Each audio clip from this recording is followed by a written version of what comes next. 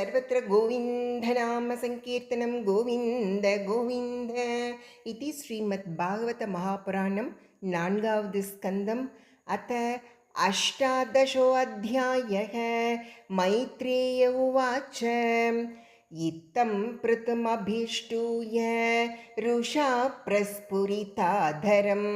पुनराहावनिर्भीता संस्तभ्यात्मानमात्मना सन्नियच्चाभिभो मन्युं निबोधश्रावितं च मे सर्वतः सारमाधत्ते यथा मधुकरो बुधः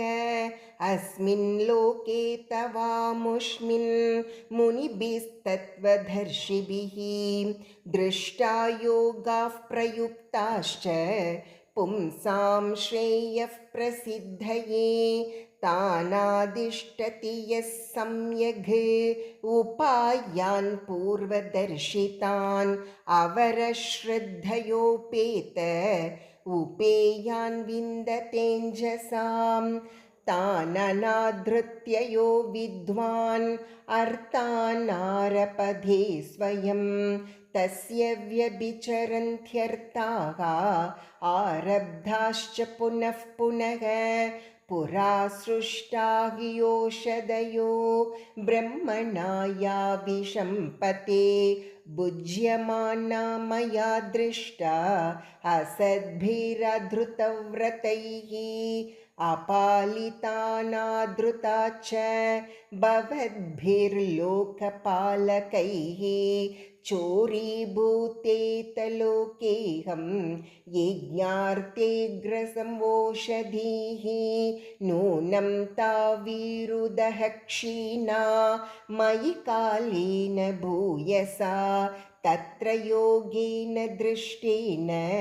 भवानाधातुमर्हति वत्सं कल्पय मे वीर येनाहं वत्सला तव दोक्ष्ये क्षीरमयान् कामान् अनुरूपं च दोहनं दोग्धारं च महाबाहो भूतानां भूतभावन अन्नं ईप्सितं ऊर्जस्वद् भगवान् वाञ्छते यदि समां च कुरु मां राजन् देववृष्टं यतापयः अपर्तावपि भद्रं ते उपावर्तेत मे विभो इति प्रियं हितं वाक्यं भुव आधाय भूपतिः वत्सं कृत्वा मनुं पाणौ अदुहत्सकलौषधीः तथा परे च सर्वत्र सारमादधते बुधाः ततोऽन्ये च यथा कामं दुदुहुः पृथुभावितां ऋषयो दुदुहुर्देवीम् इन्द्रियेष्वतसत्तम वत्सं बृहस्पतिं कृत्वा पयश्चन्दोमयं शुचि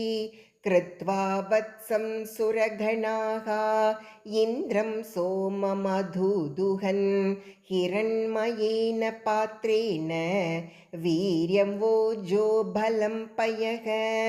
दैतेया दानवा वत्सं प्रह्राधमसुरर्षभं विदायाधुदुहन् क्षीरम् अयः पात्रे सुरासवम् गन्धर्वाप्सरसो अदुक्षन् पात्रे पद्ममये पयः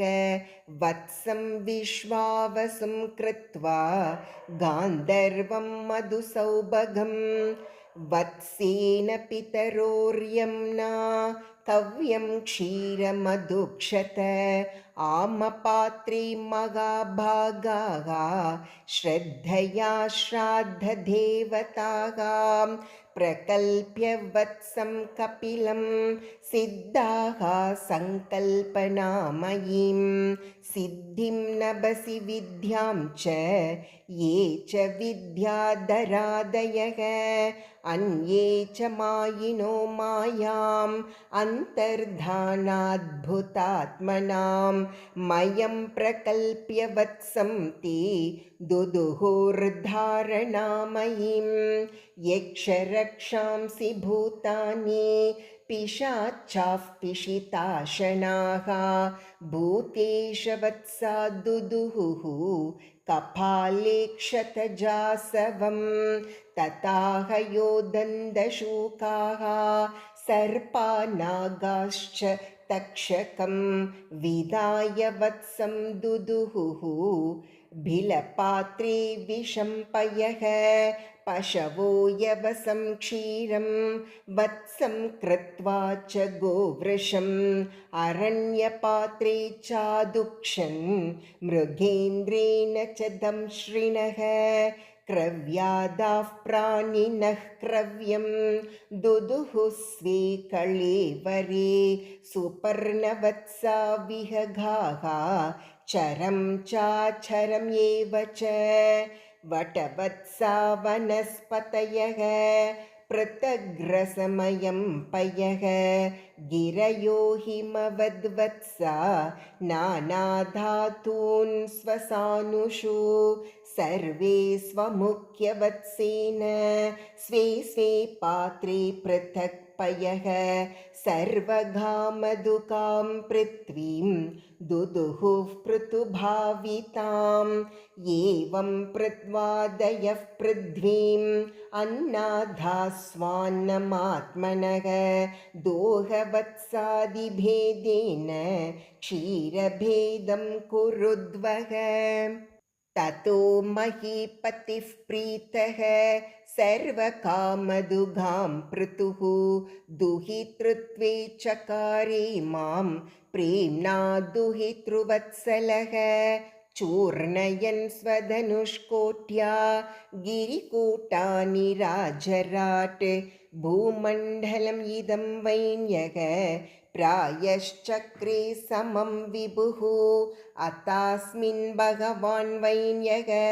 प्रजानां वृत्तिधः पिता निवासान् कल्पयान् चक्रे तत्र तत्र यथार्हतः ग्रामान् पुरः पत्तनानि दुर्गानि विविधानि च गोशान् व्रजान् सशिविरान् आकरान् केटकर्वठान् प्राक्पृतोरिह नैवैषा पुरग्रामादिकल्पना यथा सुखं वसन्ति स्म तत्र तत्राकुतो भयाः। ॐ इति श्रीमद्भागवते महापुराणे पारमहंस्यां संहितायां चतुर्थस्कन्धे पृथुविजये अष्टादशोऽध्यायः। सर्वत्र गोविन्दनाम संकीर्तनं गोविन्द गोविन्द।